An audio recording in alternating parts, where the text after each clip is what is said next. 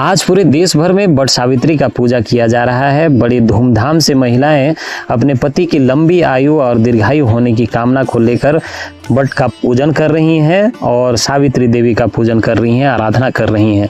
देख सकते हैं आप भी कि कितनी संख्या में महिलाएं समूह में एक साथ मिलकर कितनी अच्छी तरह से खूबसूरती के साथ इस पर्व त्योहार को सेलिब्रेट कर रही हैं, पूजन कर रही हैं और हर्षोल्लास के साथ पूजन में जुटी हुई हैं। आप देख सकते हैं कि वट वृक्ष में किस तरह से सूत्र लपेट करके महिलाएं अपने सौभाग्य की कामना कर रही हैं।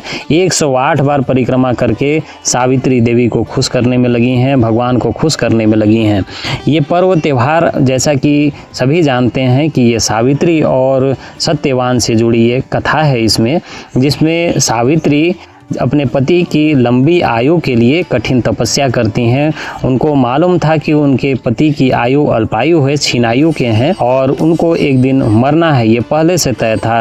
लेकिन जिस दिन वो समय नियत होता है और जब यमराज सत्यवान को लेने के लिए आते हैं, उस समय सावित्री कठिन तपस्या करती है और यमराज के साथ में चलने लगती है और यमराज को थक हार कर सत्यवान को वापस करना पड़ता है और उनकी लंबी आयु आशीर्वाद यमराज को देना पड़ता है। तो इस तरह से कठिन तपस्या और अपनी दृढ़ प्रतिज्ञा को दिखाते हुए सावित्री ने यह साबित किया कि अगर कोई भी महिला अगर कोई भी चीज़ को ठान लेती है तो वो निश्चित तौर पे उसको वो पूरा करके रहती है। तो ये कठिन तपस्या और प्रबल इच्छा दिखाने वाला ये पर्व है वट सावित्री का, और जिसे हर साल लोग बड़े धूमधाम से मनाते हैं। और तो ये अपने पति की लंबी आयु की कामना के लिए हर सुहागन महिलाएं इस पूजा को करती हैं। तो इस तरह से आज देश भर में हर्षोल्लास के साथ ये पूजा मनाया जा रहा है।